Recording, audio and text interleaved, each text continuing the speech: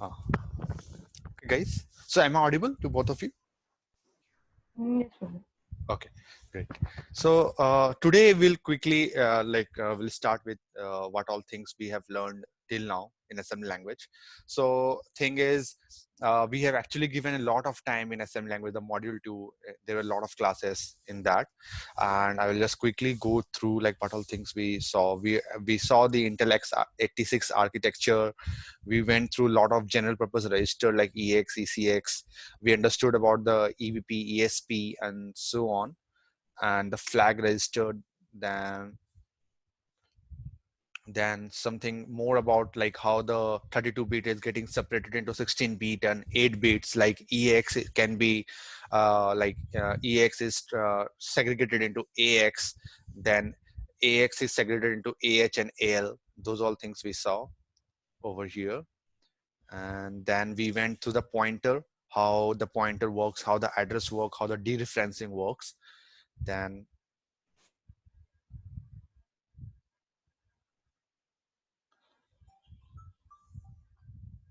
then how the arguments are getting passed to the function. And then we went through like the for the as any other instruction, what are the different parts like operands and kind of arguments. We saw that operands can be anything: register, memory value, or immediate number. And in Intel we find that like this is the instruction mov, this is the destination, and this is the source. So destination comes first and source comes later. And 4 ways of addressing modes. Then how we access data from memory using like the square bracket. And then we quickly went through these formulas. And we also saw some data manipulation instruction like add, subtract, data transfer, jump instruction and all. And then we kind of went through jump. We went through call function, return function. We went through looping function. Then we also went through compare and test function. And then we saw about the jump instruction, which all Prashant, yes. I have a question related to compare and test statements. Okay. So, yeah. So, when compare and test are written without any context, compare will always mean subtraction and test will always mean add when they are written without any context. Is that right? No, in the sense it's like both the thing, compare instruction and sub instruction, both are almost same. Okay, when you write compare, actually it does a subtraction inside, but the only difference was it won't Zero affect. flag. Yeah, it won't affect the register value. Like Yeah. suppose I do add subtract EAX comma ECX, so the value, final value of EX will change. But when you do compare, there will be subtraction. It will only affect the flags, but it won't affect the EX values. Okay. Okay. Okay. Got Yeah. it. So one of the thing, Saidip, I know, and both of you, that one of the thing is pending actually, kind of like showcasing you the flags value, how those are things are changed. So what I have done for today is kind of actually, I want you guys, like I will be sharing one link. I want you guys to kind of go through that after this class.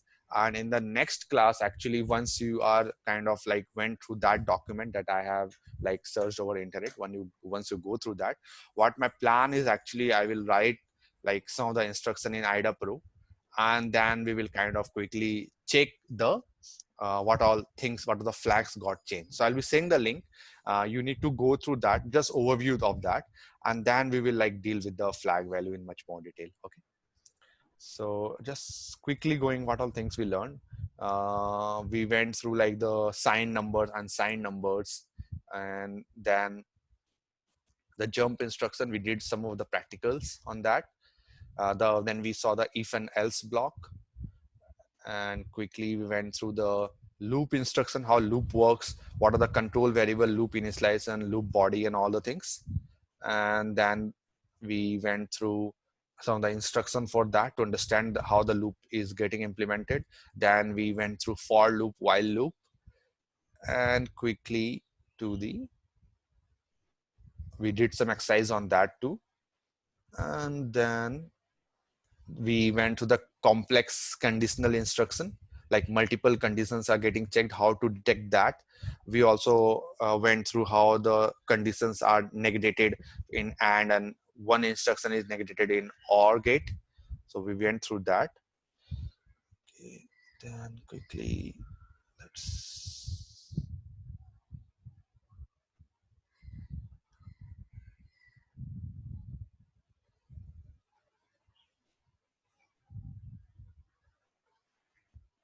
get some problems. Okay, we went through some, then we also at last we also went through like reversing the function. We went through how the function looks like and how the stack and all the things are set up for the function, who clears the stack. We went through some of the different version of function like cdcl, std call, fast call, this call, and then we quickly went through how those things look like in assembly. So then also we found like, okay, sometimes the function can also be inline where the function is not, we're not calling the function, but if kind of a small function, we quickly write that code itself in the parent code. So we went through that. And then we went to the stack frame pointer. We saw like how the stack are getting set up for the for the functions. And then we also tried kind of like comparing the assembly instruction, writing the translating the assembly instruction to a rough C code. We went through that. And then we found like how IDA Pro detects local variable and arguments, and how those things are how the functions, the prologue of the functions and the epilogue of the function. We went through that. And then at last we went through the switch statement and kind of how the jump tables are kind of implemented. So jump table were quite complicated, but we saw that in IDA Pro and we got a good idea like how the jump tables, we did some exercise on that. And then we went through some little bit about 64-bit assembly, like how what are the changes that are being implemented in 64-bit, like some more registers and like name of the register getting changed from EAX to RAX. And now these were the things that we saw. And now the thing is uh, now thing is I want to tell is like the very good part, actually we have actually completed the assembly instruction thing. The only thing left is seeing the flags that I have in my mind. I'll be sharing one of the link for you guys today to kind of go through that in the meantime before I work on that. So right now what we have done is actually we have kind of covered lot of assembly language, and there will be kind of few instruction, some of the few additional instruction, maybe like scasab or something like scasb, some of the things that you might have not seen. So but those things are very easy. If those things comes again, like we will kind of go through that instruction and kind of see what that instruction does. But normally now 90 to 95% of instruction you have already covered. And the good part is now even kind of now you have much better idea how assembly kind of language looks like, and how the things we can see the loop and all in the IDA Pro. Now thing is like I believe like when you kind of guys see now the assembly language, you won't be that, you might be much more comfortable than before and kind of analyzing the assembly instruction. I hope that is correct, right? I hope you guys are happy with the assembly instruction that we went through. Yeah, Pragya. Okay, even like suppose I have just randomly opened this code block, you can tell like what all things are happening over here, right? Yeah, Pragya. Right. Okay, so now what we will do is like now we are kind of attached with the we are almost like fulfilled with how the behavioral analysis are done, how the static analysis are done, how the assembly language looks like. We are comfortable with that. This was the one of the like most important aspect of this training actually, where we have to kind of give more time to assembly language. Now a lot of the things will be actually easy for you even. And there are a lot of, so I will be giving you an idea like what all things will happen now after the module 2 got completed. The module 1 is completed where we saw the behavior analysis and all using different kind of tool. In module 2 we have invested a lot of time in assembly language, and now you will find like now the module 3, module 4 and module 5 will be quite I will say very easy for you to understand how things are going on. And I will be like telling you like what all things will be dealing going forward. Okay, so one of the thing is like what I want you guys actually to kind of maybe in free time go through this link that I uh, found on the internet. So it's actually, the thing is, I'll just quickly share that on the chat box.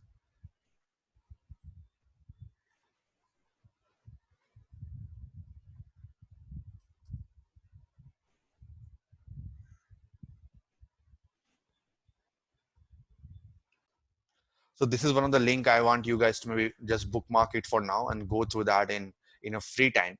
So actually thing is like now in the new operating systems and all, what is happening, like you might know about the drivers and all. So driver, they have like Windows actually starting from Vista and all. What they have done is kind of they've implemented a condition where drivers, those driver can only be executed which are signed.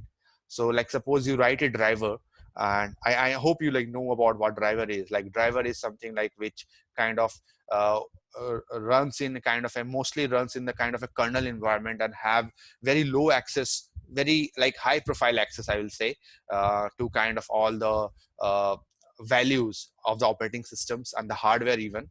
Okay. And even like kind of like it can also like if you have kind of written a malicious driver, it can actually kind of do a lot of damage to the operating system. Like suppose I am running a process hacker, and I want to know like what all process are running, and if you have kind of injected a malicious driver in the, or in any one of the operating system, so what will happen, it can actually fool even the process hacker, and it can like even hide the process which are running, or even like change the name of the process and all. Okay. So this all thing can be kind of achieved by using driver. So to like protect Windows operating system from kind of malicious driver, so they have kind of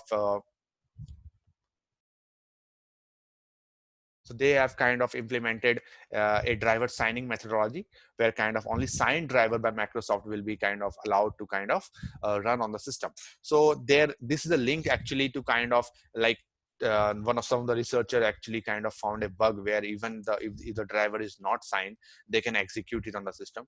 So just for like free time, in the meantime, if you want to just go through that, just go through this white paper in the main, how the things works, okay, in background.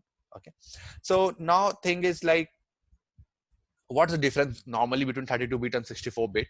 So 32-bit actually like load when the 32-bit malware will run, it will actually load the DLL. If it is kind of importing any functions from any DLL, it will actually use that from a 32-bit version of that DLL, not a 64-bit version of DLL. Okay. And 32-bit DLL, 32-bit version DLL actually are stored in syswas64 folder. Okay. In the syswas64 folder, like if you go to system 32, so that is system root, C drive, Windows system 32, and then in syswas64, you will find the DLLs over there. And what you will find is that the DLLs that are present in 32-bit system 32, like you will find a copy of that in syswas64.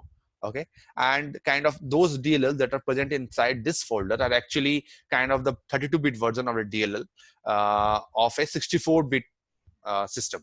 Okay. And the other thing is like even in register, when you are like kind of using you are seeing the registry value by running the software regedit, you will find like the register value that are getting affected by a 32-bit malware, actually this, all those register value will be residing under a node called WAV6432 node. Okay.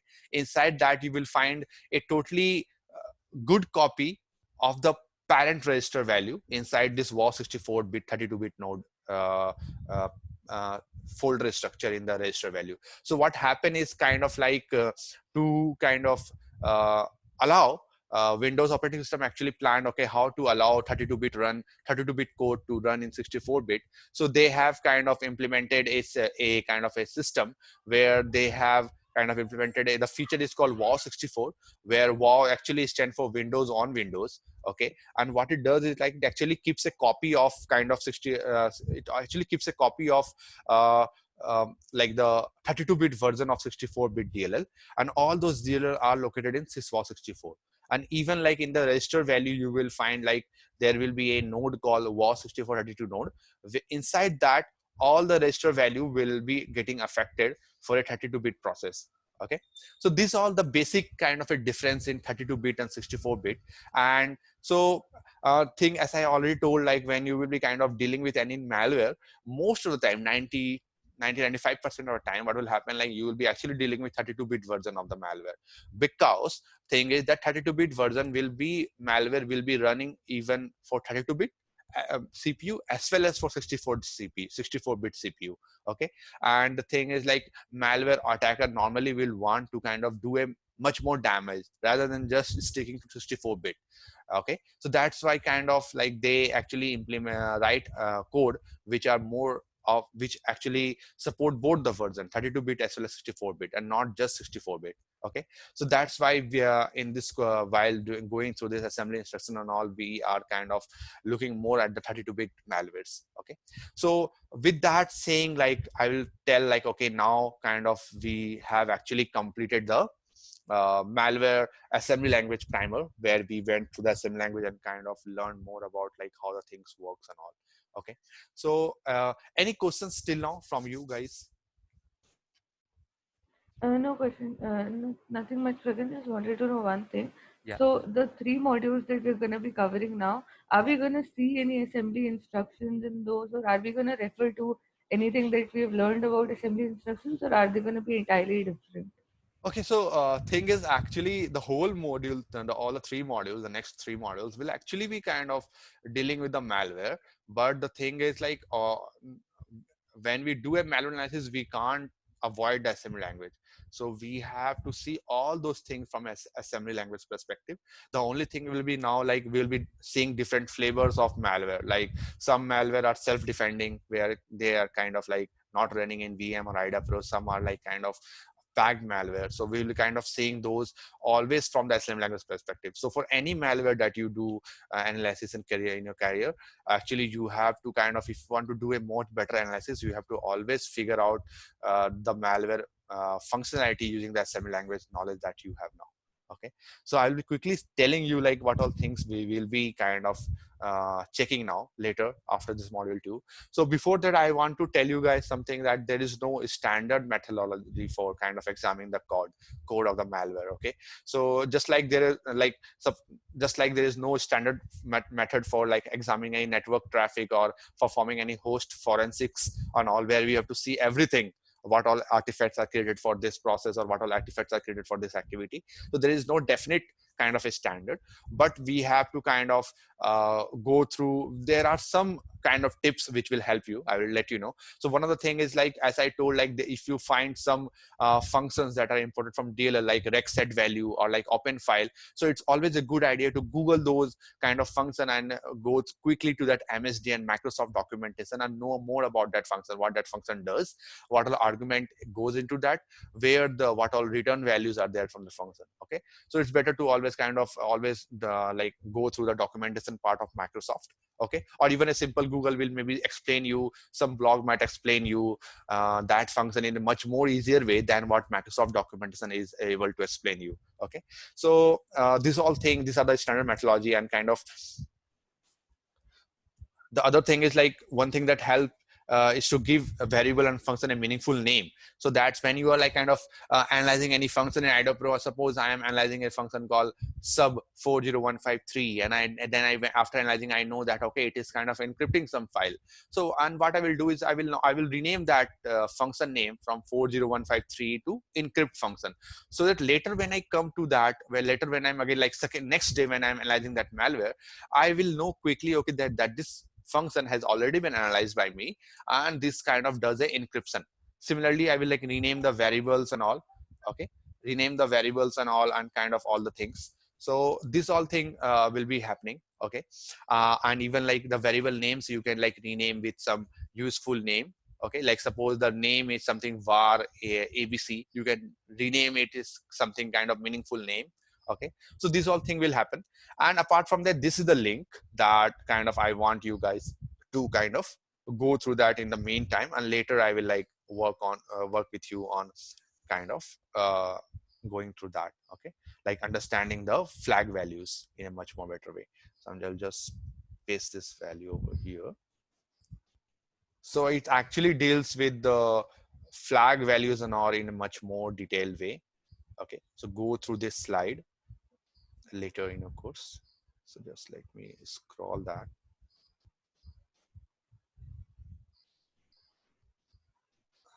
There is some lag.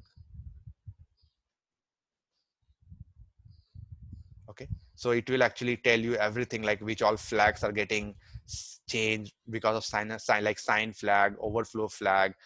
Even it has very good, like what when you compare what all flags are getting changed. Okay, so we will see that. You just go through that, and next time what we'll do is like we will run those instructions in ida pro, and then we'll see if it actually matches and how the jumps are getting affected because of this. Okay, so it was a very good kind of uh, slides to kind of understand how the flags value are getting. It will be very easy for you to understand now after you have the knowledge of assembly language, but just go through that in meantime, and later we'll see that in much more detail. Okay, so and save those link right now, maybe in just bookmark it or somehow. Okay, so now you are all set with the assembly language, and now the next step. So one of the next step is kind of starting some common technique used by the malware. Okay, so before telling you what all things we will learn in module 3, module 4, and module 5, I just want to get you some knowledge about kind of like what all different kind of malware actually resides in network environment, or in network environment, where a lot of malwares we see in, like in system, running in system and all. So some of the things I just want to tell you guys about, like different flavors. I won't be going that in the assembly language, but you will see, like when I will showcasing you the assembly, like the snip of the assembly code for this different kind of malware, you can feel that, okay, now I am able to understand how this thing will work and what is the process by which I can like quickly go and analyze those malware. Okay, so the first thing is the user mode rootkit kind of malware that we'll see. Then we'll see about the keyloggers, then sniffer and downloader, and then the http c2 channels based malware. Okay, so now what happened is like rootkits. What is rootkit? First there will be user, as I told, user mode rootkit. So actually what is first, we need to understand what is rootkit and what are different kind of rootkits that can be there. So the two different kinds of rootkit will be there. That will be user mode rootkit and kernel mode rootkit. So the purpose of rootkit is to kind of hide your methodology by which you're attacking the system. Like what happened, as I told, like you can even kind of fool the tools, softwares.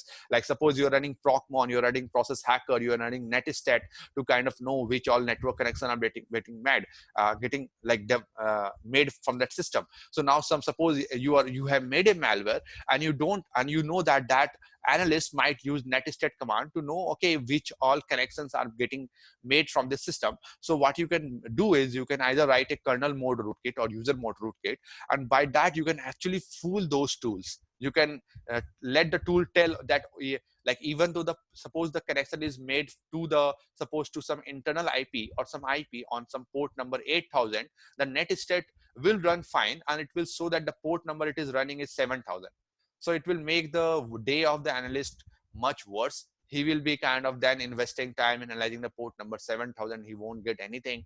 Okay, so this whole thing can be achieved using a rootkit.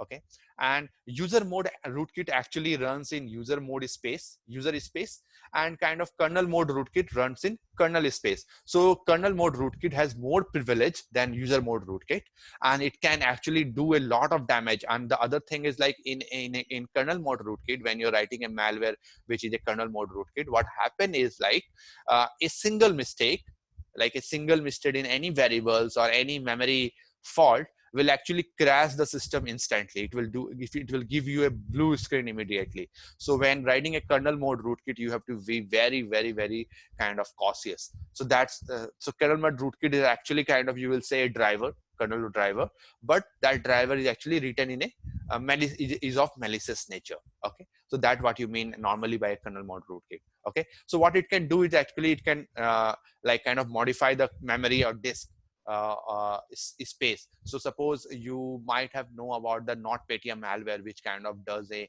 MBR overwriting, right? So it was having a functionality of at a kernel level where it can go and kind of change the MBR, the master boot record of the hard drive, and then when you again turn it on, the system will actually boot to a different operating system rather than the Windows operating system. So this all functionality you can achieve by a kernel mode rootkit. Okay, so Again, yes, yeah. what exactly is the difference between a backdoor and a rootkit? Both of them perform the same function more or less. The backdoor. Backdoor and rootkit. Okay, backdoor, actually it can be anything. It can be user mode, it can run in, it can, as rootkit is something that actually defines the privilege level. Okay, so what happen is like the backdoor can have a simple functionality where it like kind of just give a remote connection to that computer. So that's what a backdoor means. Okay, and rootkit is now if you want to make that backdoor much more kind of powerful, so that suppose you have written a backdoor which gives you a remote connection at suppose a different port number 4545. Okay, and suppose you know that okay, a analyst can run a netstat command and can know about my backdoor. So what you can do is you can give an additional feature to that backdoor where you have kind of written also a rootkit. Okay, and what it does is like it will kind of make some changes in the memory by which netstat command can't detect your backdoor. Okay, Oh, so a kernel mode backdoor will technically be a rootkit only, right? both are rootkit, as I told. Both are both will be rootkit. But if you have written a rootkit in a user mode, okay, that will be much more easier to write. But it won't be have the privilege. Like if you want to do any changes in the RAM memory or in the hard drive of that, like the change the MBR record and all, you can't achieve that with a user mode rootkit. Like it just imagine that kind of you're running a malware without admin privilege. So Yeah, if you without admin privilege, you just imagine it's a user mode rootkit, and with admin privilege it's kind of a kernel mode rootkit. Okay, got it, got it. okay, but just I want to make it clear that that admin running a process with admin privilege, the kernel mode rootkit actually exceed that. So even with a admin privilege, sometimes the malware won't be able to achieve most of the thing. Okay, but with a kernel mode rootkit, it have more privilege than even a admin privilege. Okay, so Yeah, it's a very core thing, like it runs similarly to how the OS core library runs in the hardware. Okay, so that's kind of privilege it can give you. You can do that. So it means like you can do any changes to the operating system. You can make any changes to the, you can fool any software, you can fool even the antivirus and all. Okay, got it, got it. yeah, okay, so So that's, kernel yeah, mode rootkit is more dangerous compared to other yes, rootkits. yeah, Yeah. yeah, yeah, it is more dangerous and it's the toughest to kind of detect even. Okay, Okay. So yeah. for this kernel mode rootkit, I don't think even IDA Pro will work. Actually, IDA Pro thing is like IDA Pro works when you have the sample. It won't detect the malware, right? So Okay. suppose, Okay. yeah, so suppose by any means you detected the kernel mode rootkit and Mhm. you got hold of a sample. Okay, Okay. like sample you can get maybe from, like suppose you got some suspicious thing, you extracted the memory image, and from there you got the process of the kernel mode rootkit. Okay, that Okay. can be one thing. And as you know that malware will be auto persistence for running as kernel mode rootkit, so that if it runs again it will execute once again. So Uh-huh. maybe by that you can get a hint, okay, this is a new process, and this, let's kind of analyze that in IDA Pro, and then you found after analyzing that okay, it has the privilege of running in kernel mode, right? Okay.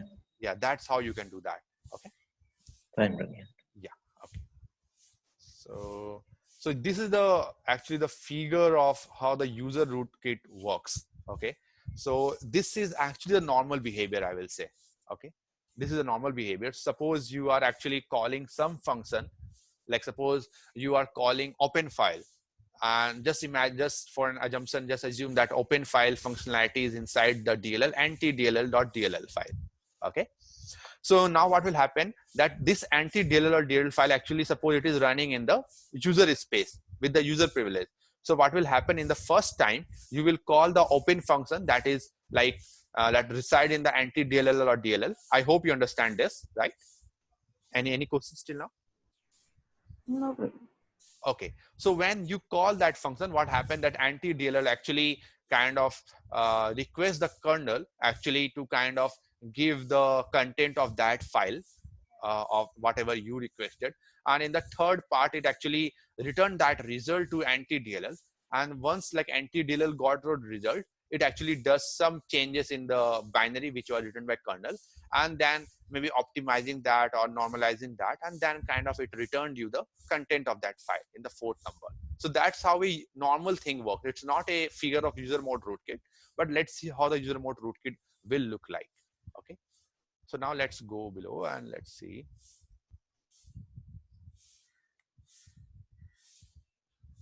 Okay. Okay, just a minute. I will.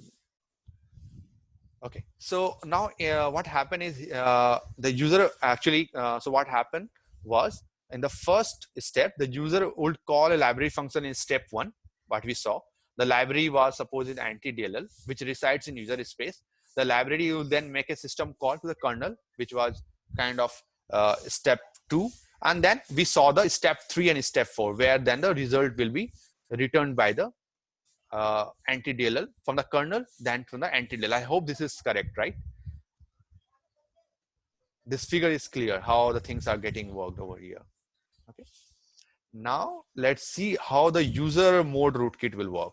So what happen is in the when a rootkit get injected, so what it happens like in the user mode rootkit, that rootkit will actually runs in user space. Okay.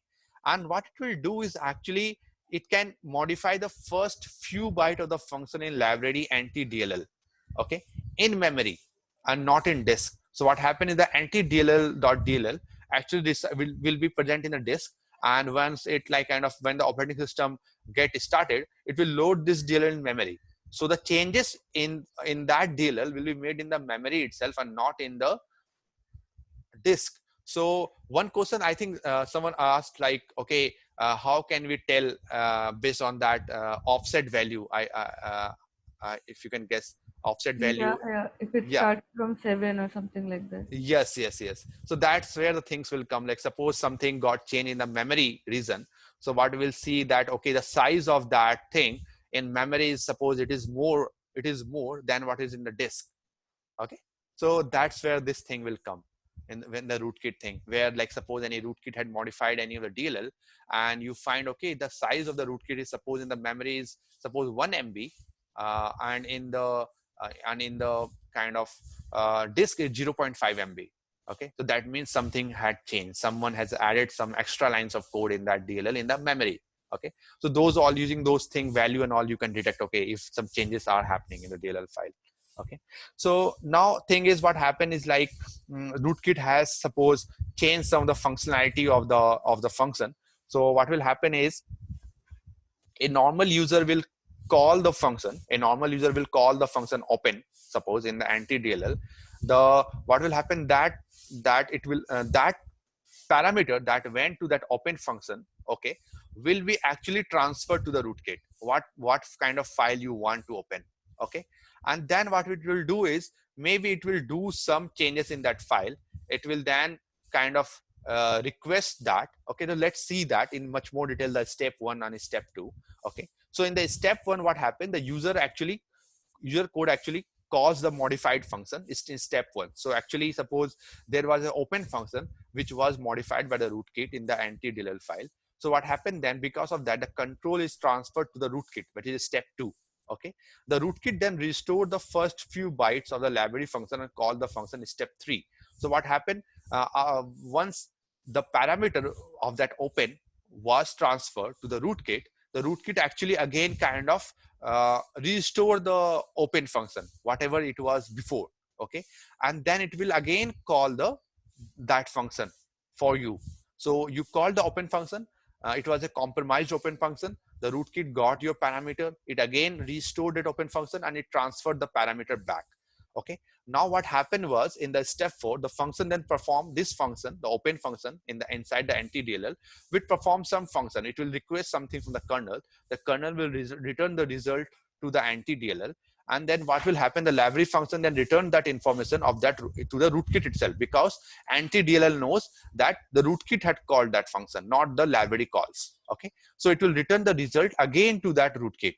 Okay, and then what will happen is that rootkit will return that result to the library call to your space. So suppose for an example, you are running process hacker, and suppose it is kind of it is reading a file which records the process name that are running. Okay, so that process hacker actually calls the suppose a function called get me the process list. Okay, that get me the process list was compromised, so that argument went to the rootkit. The rootkit again kind of like call that function, okay, with some changes, and it got the result back. It does some modification. Suppose it hides some of the process that it doesn't want to showcase you, and then it returned the result to your function, the process hacker. So the process hacker, what will happen, it will not actually see what see your process that you have actually removed from that list.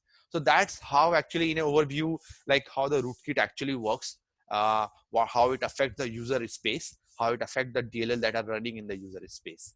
Okay, so that was a kind of an overview how the user mode rootkit might affect the functionality. Okay, so I hope this is clear, right? Yeah. Yep. Okay, so now let's see how the kernel mode rootkit will work. Okay, and before that, you might have a query like how this can be achieved by rootkit, right? So there are normally the way is actually kind of doing a DLL injection. Okay, and then kind of intercept the function using a functionality called API hooking. So what happened? The rootkit code actually has to be injected in the victim process, and one way this is normally done using DLL injection. So what happened is like for a process where you kind of want to so suppose you want to kind of modify some code of a process. So what you do is kind of you do a DLL injection process where you injected malicious DLL to a running process, and once that malicious DLL has been injected, so what happened, like it has to be that DLL has to be kind of placed between the user code and library function, and this is actually achieved by API hooking. So what happened is kind of like with the API hooking, actually what happened, you can actually achieve a functionality where kind of like you can know, okay, when that, suppose I want to know when that open function is getting called, I want to kind of uh, know about that, I want to get an alert about that. So with the API hooking, you can actually set up a function where anyone who calls the open function, you will get an alert and you will quickly kind of execute the block of code and change the output parameter of that function. Okay, so that's a kind of overview of how the DLL injection works.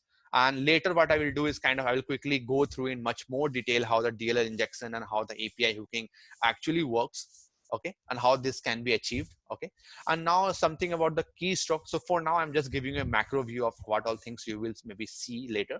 Okay, now something is about the keystrokes. So keylogger is something which actually kind of logs what all you guys are typing in the keyboard. Suppose I have installed a keylogger in some of the system, so whatever the user is typing, the password or username, I can record that and maybe see that later and kind of log in to that account with the recorded username and password.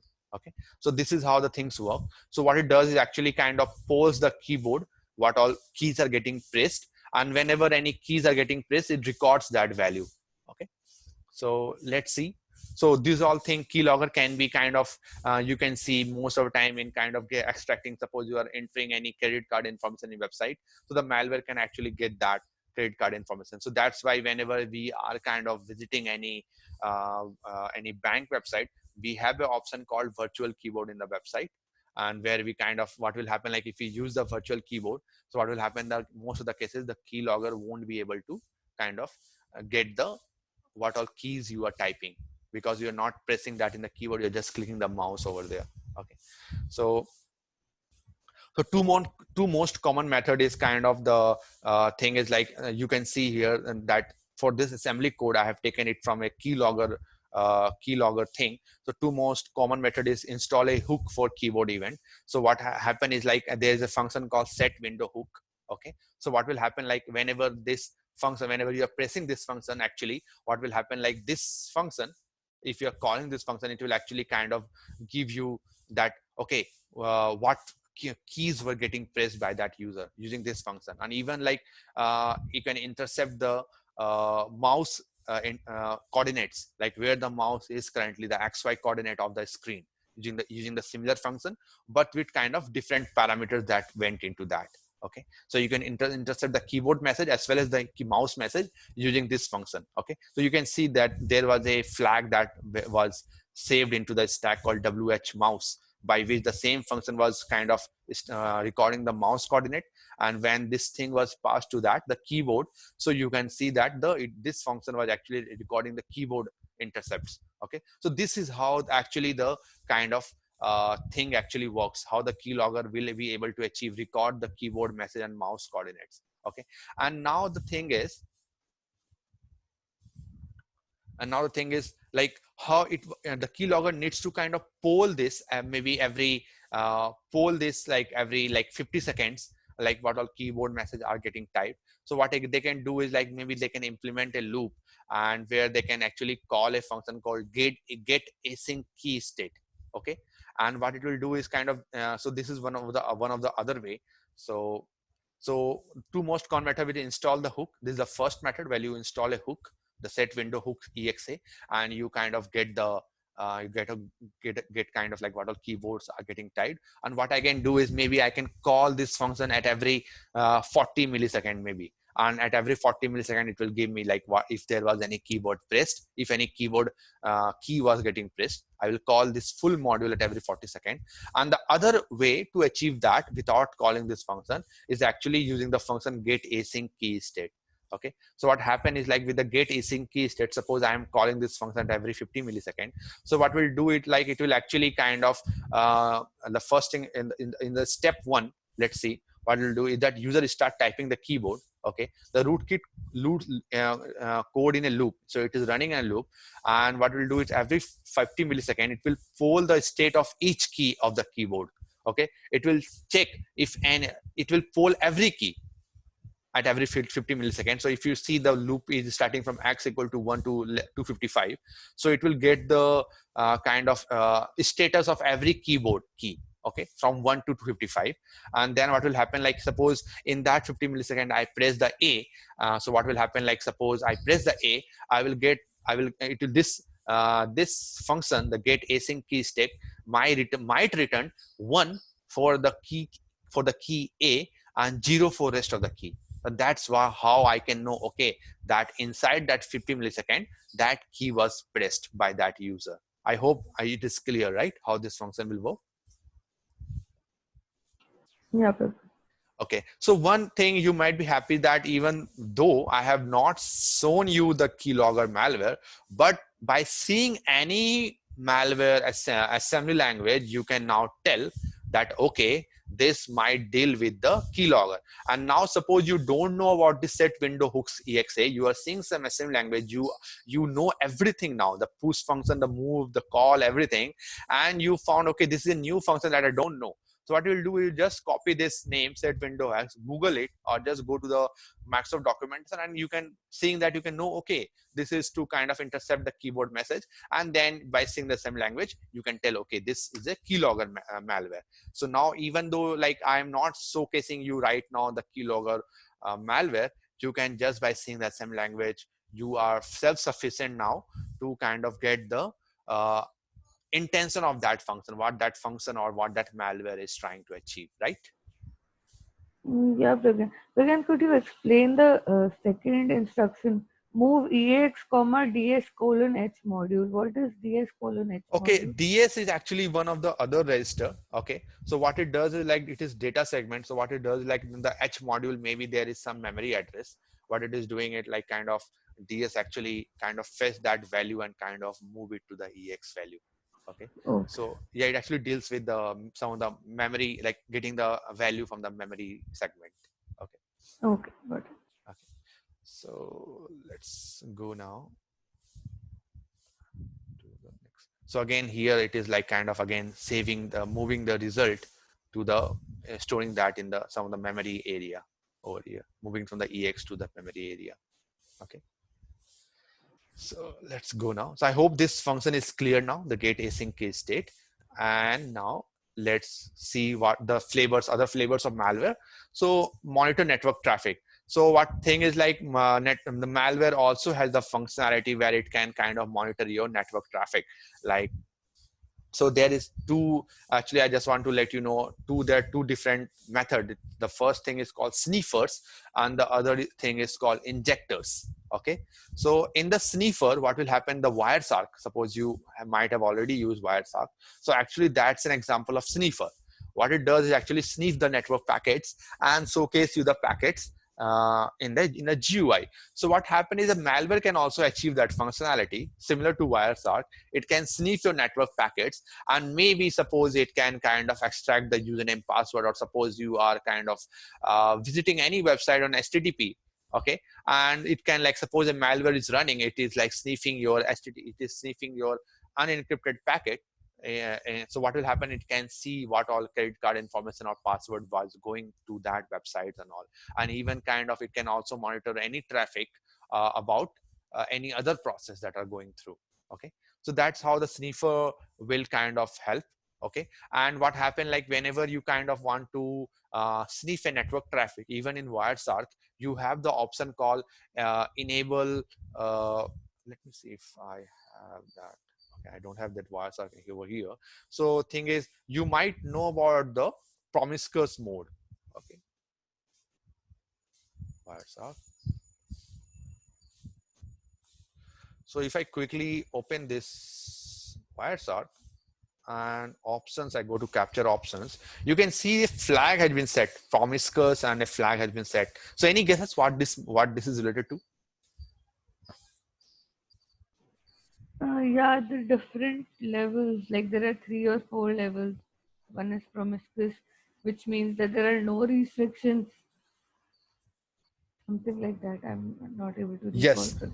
Yeah, almost correct. Actually, yeah, there is no restriction. You mean is like, what it means is like, suppose I am at my home and there is my router which is like giving me a Wi-Fi connection, and there are different devices connected to that router. So what will happen? Like suppose I'm visiting Facebook from my mobile. So what will happen? That packet for that Facebook will be created from my mobile with the MAC address of that mobile, and it will go to the router. And when the result comes from the Facebook, the router will see, okay, which device has kind of requested the data based on the MAC address table, and it will return that kind of uh, information to my mobile. Okay, so what will happen in a Wi-Fi kind of a scenario, that information won't directly go to my mobile, but rather it will be transmitted in air. Okay, so what will happen, that packet which is aligned for that mobile will actually also reach to my computer. But what will happen, by default, the operating system, what it does is kind of it will check if that packet destination MAC address matches my laptop system. Okay, if it doesn't matches, it will discard that packet. But when that packet reaches the mobile, the operating system will check, okay, the MAC address is matching that packet, so it will accept that packet. And that's why when we are kind of sniffing any packet, we can't see what communications are going between the mobile and the router, right? But when we set the promiscuous flag as on, what will happen? We are telling the operating system that don't discard those packets that were for others. Let me see those packets. And that's how you can, like, using your laptop system, you can actually see what all communications are going through from different other systems, that the operating system won't discard those things for you. Got it? Yeah, Pragyan, got it. Okay.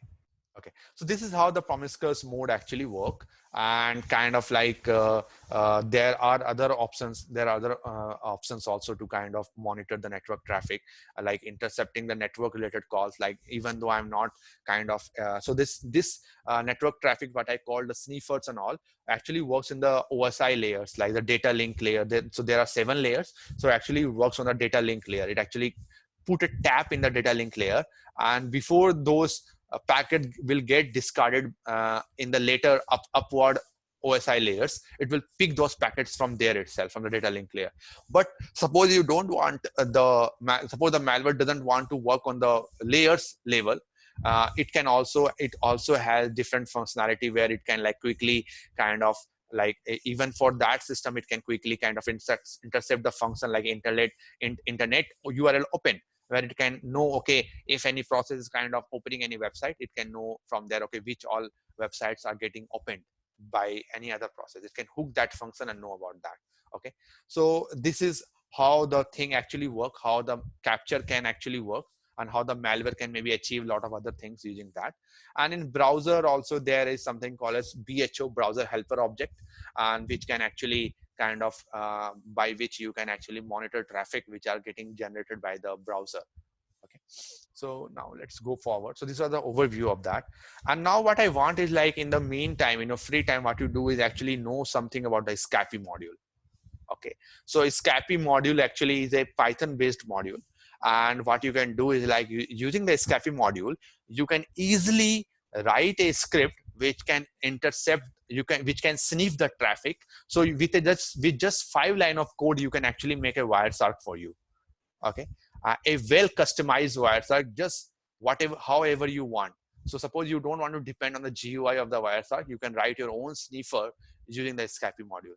So go through that in your free time, how the Scapy works. Just it is not actually related to the malware course, but I just want to share something extra from my side, because I have developed a lot of kind of software using these Scapy modules. Okay, and the other good part about this Scapy module actually thing is that it can also help you to develop an injector.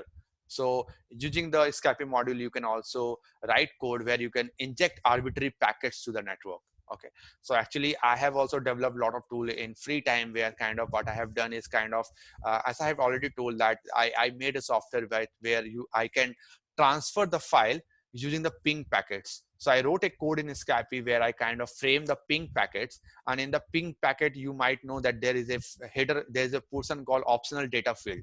So in the optional data field, what I have done is I have actually embedded my file content, and I have just pinged someone.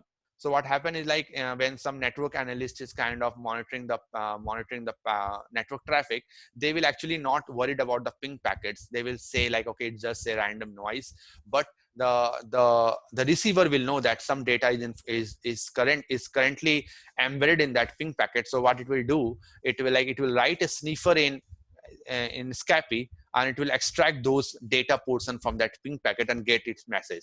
And that how you can actually achieve a covert communication in a highly monitored in a connection in an environment. Even the malware actually uses that. It embeds the file data in a DNS packet and just query some DNS, make some DNS query, and the analyst will know it's just a non-malicious DNS query. But what will happen if you do a more better analysis of DNS packet, you will see, okay, sometime that some confidential information are going inside the data field of that DNS packet. So that's all the thing you can actually implement very easily using a Scapy. You can develop a sniffer and injector. Okay, so now what happen is kind of downloaders, when you see like when a malware is getting suppose you get a malware using any phishing email. So what will happen is kind of you will find that malware is not getting detected as virus by the antivirus system running on your system. Well, the reason is only because that malware, the process that got in your system by that phishing email actually doesn't have any malicious intention. So what we will do is actually it's just a downloader. It will just, when it execute, it will down, then next stage it will actually download the malicious executable. So that's why when it comes, it will kind of it will be like kind of a very clean software, but once it come, it will like then download the malware any stages. So that's how a downloader works. Okay, so most of the downloader actually kind of, maybe it will download the malicious file from the FTP or from a website using the HTTP protocol and all. And there is something also called a dropper. So dropper is something where the malicious executable is actually encrypted. So when that dropper comes, when that malware comes into a system, when you scan that, you will find everything is fine, but there will be kind of a portion, the malicious part of the code, which will be kind of encrypted. Okay, so this is how a dropper works. And kind of dropper and downloaders and all actually maybe sometime also kind of use the function called URL download to file. So what will do, the downloader will actually give the malicious URL inside this bracket, and then it will download the exe file from there. And once that thing has been downloaded to the system, it will execute that, maybe using some of the function like cell execute or win execute. There might be something else from other function also, but these are the majority of the function that you will see in a malware, like cell execute and win execute.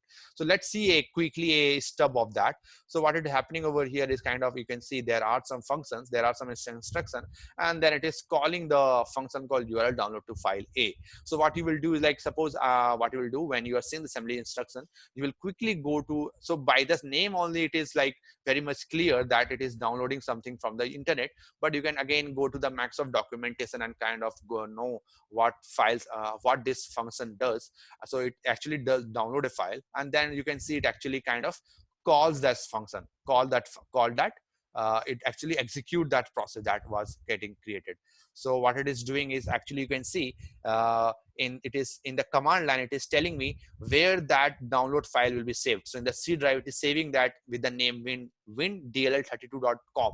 Okay, and the URL from where this file, so when that it will visit this URL, it will download the file and it will save that in this directory with the name windll32.com, and then it is executing that process and it is transferring that file name, that executable file name in the stack, and then win execute is actually calling that, getting that parameter from the stack and then executing that process. I hope now you will be very happy that even without, with just kind of showcasing you the portion snip of that malware, you can quickly know with the assembly language knowledge that you can quickly decode the functionality of that function, right? Yeah, Praveen. Yeah. Yeah. Okay. So now so that's why, that's the reason actually there was a reason to invest more time in assembly language. Now it is just a cakewalk for you guys to kind of understand how the process are running. Okay. So now let's go to the HTTP C2 channel. So what, this is the last thing that I just want to let you know, that most of the time, like when suppose a malware is has been executed on your system or any other system, and if that malware want to communicate with its master, so what it can do is also it can use different channel like HTTP channel. Maybe on port 80, it can maybe communicate with the master and transfer the confidential file and all. So what will happen is, like suppose when, so the reason is basically the firewall that are existing in our environment will actually kind of uh, let those packets go outside. It won't kind of stop those packets which are destined for some IP on port number 80 or port number 443. So that's what the malware also uses.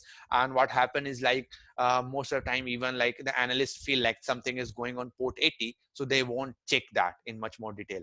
And yeah, so that's how and the one of the main reason actually, because firewall doesn't block those port number. Maybe it will block the connection if you are making any connection to any IP address on port number, let's suppose 9898. So maybe it will block that, but for port 80 and 443, it won't block that. So that's one of the major reasons why some of the time the malware actually uses the HTTP or HTTPS C2 channels for communicating with the masters. And how they can do it, they can either, for making HTTP connection, they can either use this function internet open or internet connect. And then as you know, in the HTTP there are headers like get and push post header, and then we also give the user agent and all. So using this function HTTP open request or HTTP add request, they can actually create that header and then send the HTTP request to that IP address using the HTTP send request. And then after that, they can use internet read file option to get the response from there, if any, from the master. Okay. And then there are other protocol also like IRC, or these are very old protocols, or P2P, to kind of communicate with the master. And one of the thing I was already telling right now was the DNS, the tunnel data over DNS. So you can actually inject data in the DNS packet and then quickly send those data uh, to the master. So as you know, the HTTP and DNS packet will normally not be blocked by the firewall. So that's why, like most of the time, the malware actually picks those protocols to kind of communicate with the master. Okay. So now as you know, like whenever you see this all thing like internet open A or in connect, either you go to the Microsoft documents and go read more about that, or by the name, it is very much clear that, okay, this is something where malware is trying to kind of connect with the HTTP website and kind of transfer the response and transfer the result and maybe get some response from there. Okay. So let's quickly see the assembly language again. So here what is happening, it is again kind of it is creating a network connection.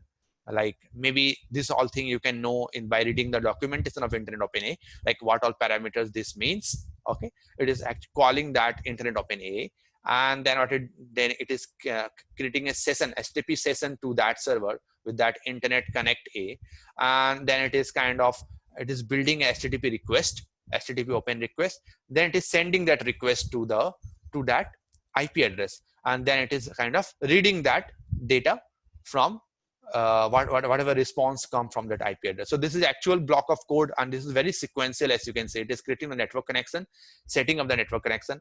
Then after setting up the network connection, it is actually creating a HTTP session between the IP address, building the request, a get header or post header, and then it is after sending that request, it is then reading the response from there, maybe the status code or maybe some other command that was getting transferred by the malware attacker to execute on the system. Okay, so this is how the things works. And now something, a very small thing I want to tell you guys about the nop command. So nop is an instruction, okay, and the hex value of this nop is actually 90. Actually it does nothing. So you might have seen that when we are writing any Python code or any C code, you in the Python code you might have know about the pass command, right? The pass command does nothing, right? But it only kind of acquires some space in the memory. Like the nop command, even though the hex value is 90, it will kind of consume some space, the 1 byte of space in the memory. Okay, so actually it does nothing, but it actually used for some alignment purpose. So actually thing is, in the exploit development course, or maybe in the when you are doing an exploit development, so what you will see, like actually I have shared you guys the that material what I have, the one of the exploit that I have created. So over there what I have done is actually kind of I have kind of not I have actually used this instruction nop command, the 90 hex. Okay, so what it actually does is, like, just think of it as a scenario that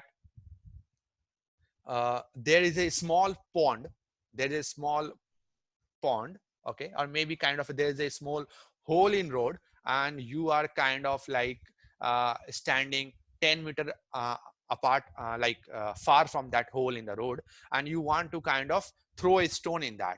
Okay, so what will happen is, like, because that pond is very small and you are standing 10-meter away from that, you can't do a very what you say, the a very quick kind of accurate kind of thing in that, put the stone in that.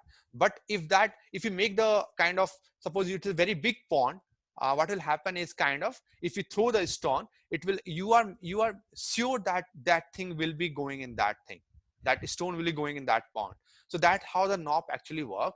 What it does is, kind of, it will make the area very much bigger. And what will happen is that, when suppose I am about to kind of execute any instruction, any assembly instruction, and so I don't know the offset value from where that my malicious assembly instruction will start.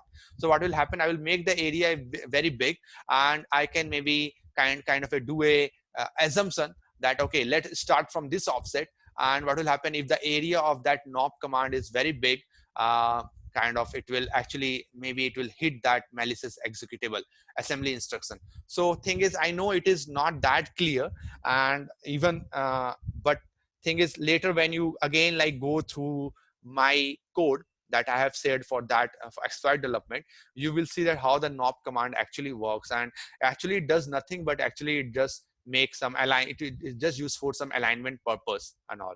Okay, so now let's quickly go to the different architecture, the AT&T and Intel architecture that we kind of discussed. So So what again, yes. so knob command will create more space in memory. Is it?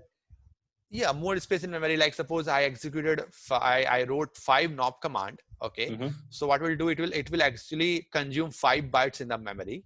Okay, Okay. but it won't affect the functionality, it won't do nothing. Yeah, Okay, yeah. I mean that I yeah, got again. So yes. if it is giving more space, it is. I mean, it is obviously allowing other commands to make its functionality easy, so that other functions can make use of this knob command.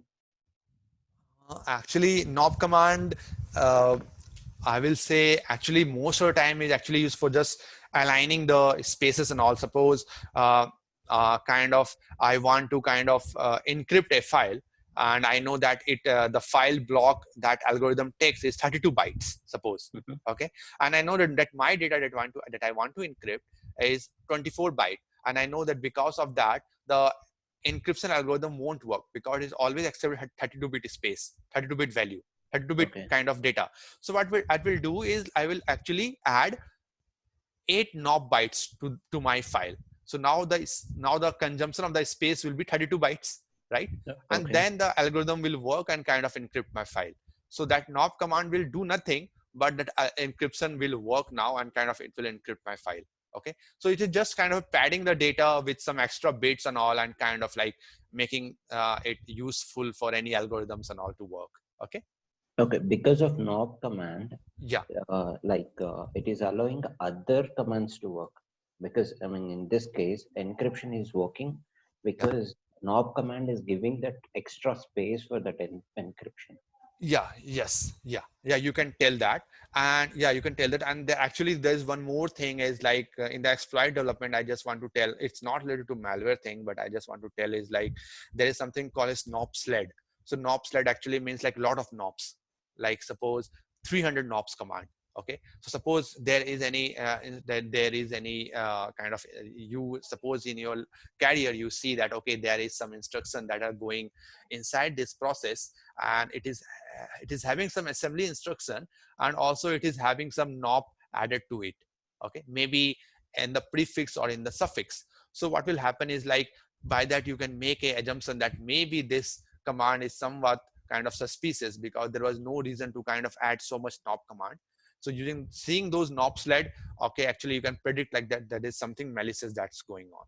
Okay, and you can also, what you can do is like quickly go through in your free time, you can go through kind of the buffer overflow techniques, how the things are working in exploit development, and kind of then like in the exploit development, actually those knobs are actually very much used.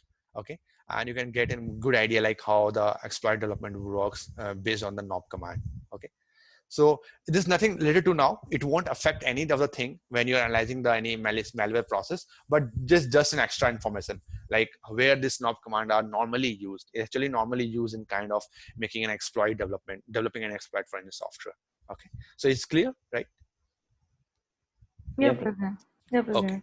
Okay. Okay. So now in the AT&T and Intel architecture, we actually saw the Intel architecture, but both the things are there are very minor differences. So thing is in the AT&T, the source comes first. The registers are actually preceded with the percentage signature, and immediate value always have a dollar value in front of them. So that's the basic difference between the AT&T and Intel architecture.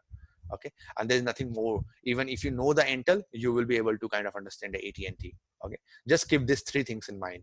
Okay, now in the kernel mode rootkit, what I told is like okay, it is much more dangerous than kind of the user mode rootkit. So now let's see in just an overview how the things can change by the kernel mode rootkit. So the e process list actually, like whenever the process are running in my system, so what happens, suppose there are 100 processes running in memory in my system, so there will be a linked list that is kind of that will be created by the operating system, and it will like record the process that are running in my system. So it will something look like this. Okay, so this is the process A, this is the process B, this is the process C, and this is a list. And suppose I want to know what all kind of process, what all the list what all kind of process are running.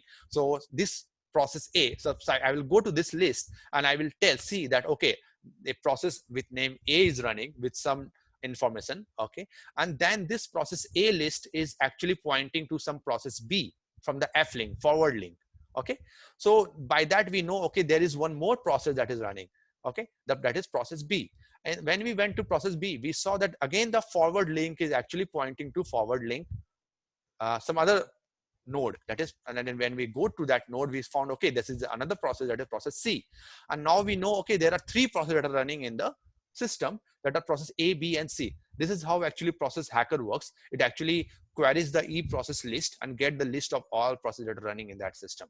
Okay, now what will happen in the link list, actually there are two things: the forward link that is pointing to the next node, and there is also there's a backward link which actually points to the old link, like the process B will actually point to the process A. Okay, similarly process C will actually points to uh, So here, if you see the process B backward link is pointing to A, and process C backward link is pointing again to A. Okay, so normally the link list, you might be aware how it is getting set up. We actually make a node and forward link point to the next node, and backward link actually points to the old node. But here thing is like all the three processes actually point, backward link is pointing to process link C. Okay, so now if you want to know, okay, if the process hacker want to know the total number of process running in the in the memory in the system, what will do, it will start from this one, the A, then it will go to B, it will know, now it knows the process A, process B, and then process C, and then it see that the forward link is again pointing to the process that has already seen the process A.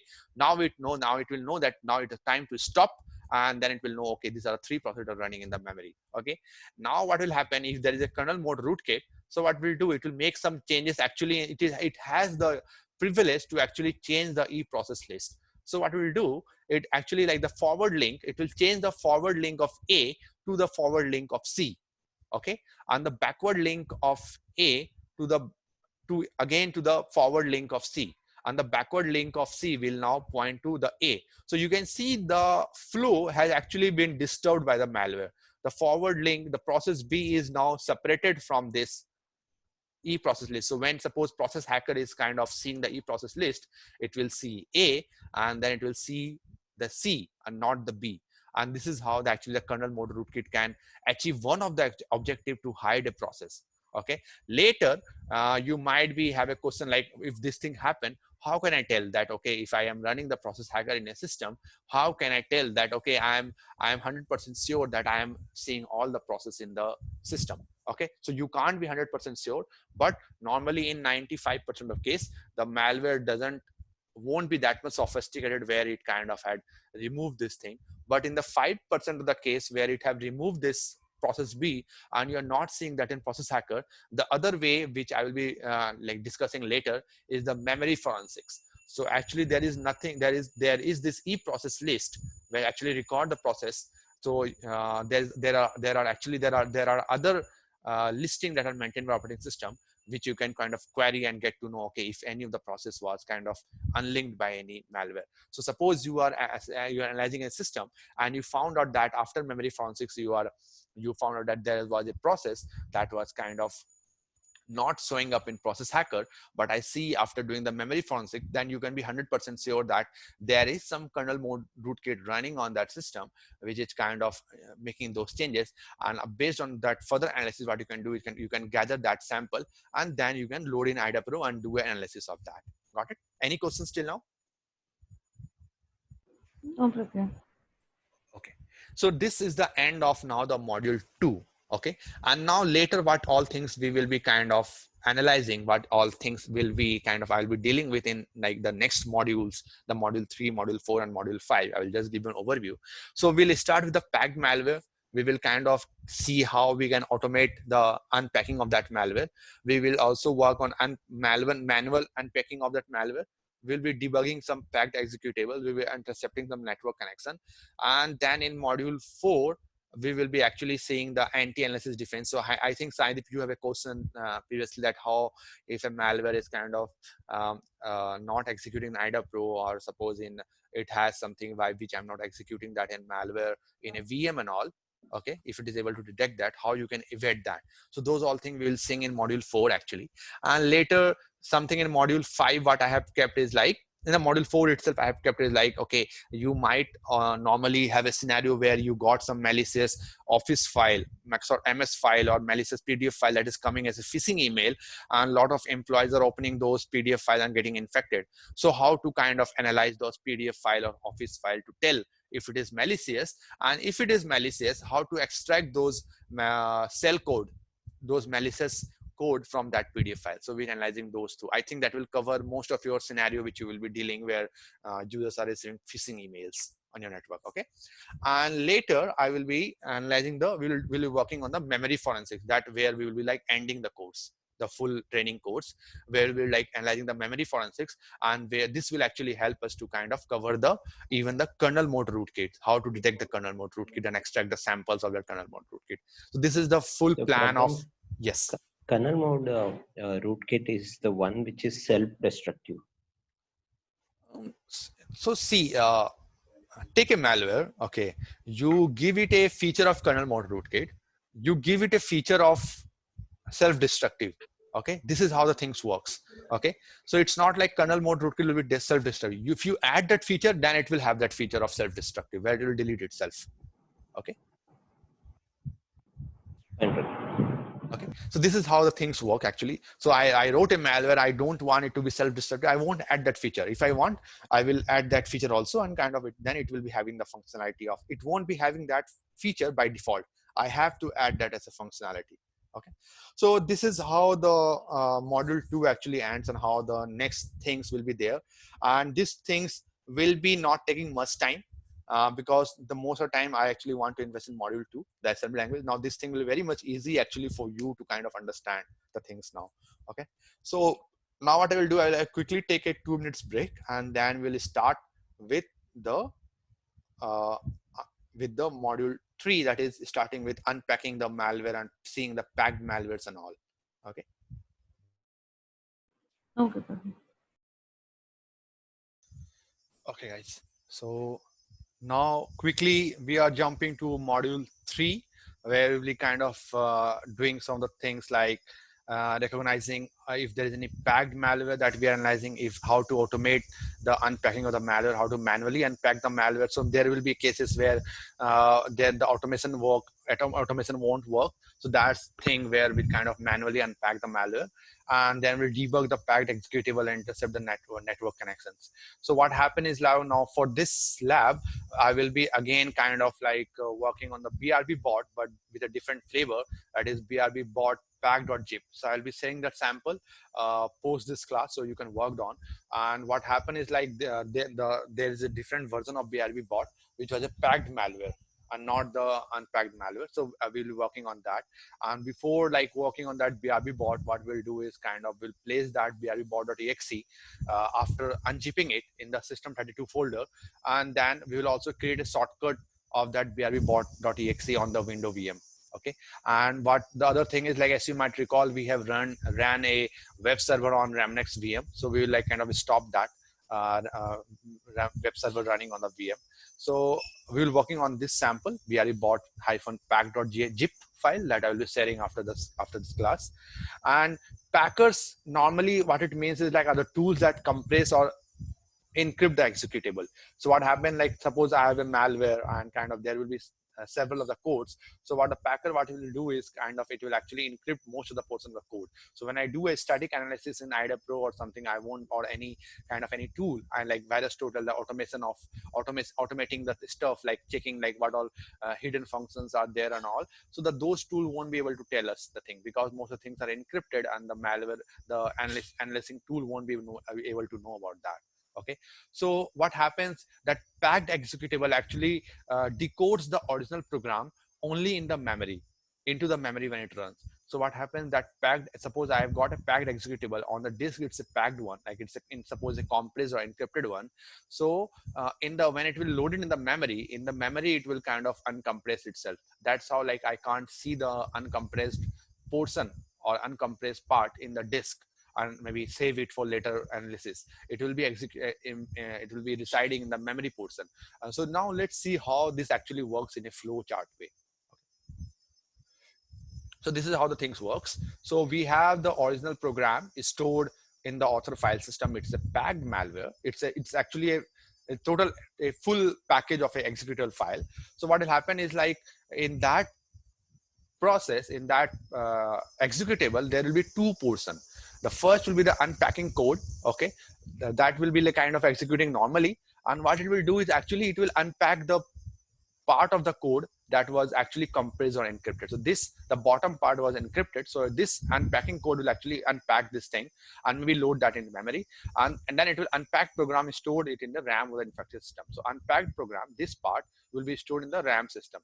So this thing we won't be able to see in the disk memory, or like if you do any kind of analysis using any like P Studio or P Frame, lot of tools we saw in the first module. So we won't be able to know about the functionality, the full functionality of the malware, if we are like analyzing this part. Okay, so this is the benefit that malware attacker achieves by packing their malware and all. Okay, so let's see quickly some more description about that. So the P file actually include the when we see a portable executed file actually include a P header like .text, .data, .bss, .rss, .rsrc section and all, which contain the details about how the operating system will actually properly run the program. Okay, so now those actual code are actually split into sections, as I told. So what will happen, the packers actually manipulates those sections. So maybe what it will do, it actually, like suppose it has a section called .text. Okay, so it will maybe encrypt those .text section, it contains the code of that executable, and by which it will be like kind of evade the detection when by the normal analysis tool like P frame and all. Okay, even the entry point also get changed by when they are doing the packing. So what happened, the after the entry point, if they change the entry point will actually point to this part, point to the starting of the unpacking code, and not the entry point to this code. Okay, so it will only point to this part, the unpacking code. So when this entry point is changed to unpacking code, it will kind of execute and unpack this packed program. Okay, so this is how normally the packer works. I hope this is clear, the flowchart is clear. And the other thing, guys, I just want to let you know that most of the time I deal with the packet is P structure, the portable executable structure, the .text, .section and all. So I was going to the internet and I found that there's one poster actually in this website, Redbubble some people and 47. So let's see that. Okay, so in this website, I will quickly share this on the chat window. So just bookmark this for later purpose.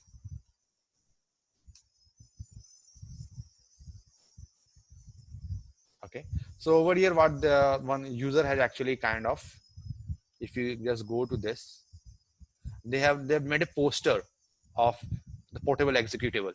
You can see that maybe you can like uh, I suggest not to purchase this, but kind of actually I was trying like, okay, if this image is getting showed up over here, how can I like open that in kind of new window and like zoom it and save it without printing that thing. I was exploring that, but I just want to kind of showcase you guys how the things what things are here. Okay, so that simple.exe actually had header section and headers and sections. So the section is divided into a lot of other section like .data, the import table, the code section and all. So this is what, just for free time, maybe you can search on any other website and kind of get the process, this poster kind of thing, maybe from some other website, and just keep it for your reference, so that quickly you can tell, okay, how any executable actually looks like in a kind of internal view, how that thing is getting segregated into different sections and all. So just maybe search that. It is not somewhat clear, but you can like quickly get that in some other portal, get the poster for your reference. Okay, so normally what I have done is like understanding the exe structure, the sections and all. Actually, I have written my own software. What it does is like actually I embed a lot of other modules inside the resource section, and by writing the code, I am able to kind of extract those embedded process from the resource section and save it on a disk. So these all things you can know after you are like quite confident about the header information of any executable. So go through that maybe in meantime free time and kind of get any poster for you for your reference. Okay, so let's go to that. So this is how the things looks like. And even like there is a import address table, as if you see in the IDA Pro.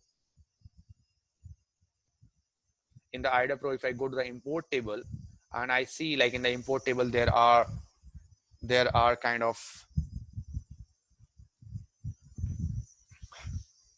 lot of, you can see lot of functions that this malware process actually kind of, this malware process delta.exe is actually kind of using these functions, calling this function from kernel32.dll.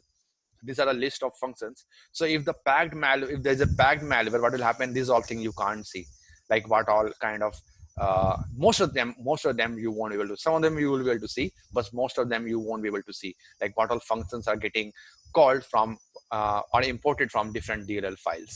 Okay, so this is how the packed malware actually help the kind of malware author to kind of hide their functions or hide or it can like hide those functions and you won't be able to get like okay what the intention of that process. Okay, so this is how the that thing look like. Okay, a more clear, I think a more better searching on internet might give you a more better dissection of the portable executable process. Okay, now what we will do is quickly kind of, so if you guys now want, maybe we can continue from here. Now you know like okay what's the next thing we will be working on. So from now next class we will be starting with the brb.exe, and then we'll load in the IDA Pro. So that's a packed malware, and we will see a lot of things like how can we tell okay by which it is packed, how we can tell, how we can automate the stuff and unpack the stuff and all that malware. Okay, so is it fine if we continue this thing in the next class? Yeah, Brilliant. It's fine. Okay. Okay, then I'm stopping the meeting for today. Thank you. Okay. Thank Yeah. you, Brilliant. Thank you, Prakhar. Thank you.